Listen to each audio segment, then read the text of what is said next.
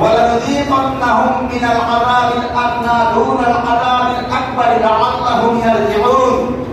অর্থাৎ বড় আযাব দেওয়ার আগে আমি তাদেরকে ছোট আযাব দেই যাতে তারা ফিরে আসে।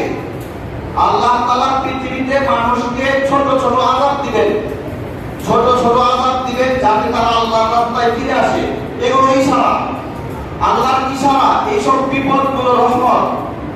শুধুমাত্র অন্তর্দৃষ্টি সম্পন্ন ব্যক্তিরাই এইসব ইশারা বুঝতে পারে। যেমন প্রখ্যাত আলিম এবং আবিদ ফুদাইল ইবনে ইয়াদ, তিনি বলেছেন আমার গুনাহের কারণে আমি বুঝতে পারি আমার গুনাহের প্রভাব।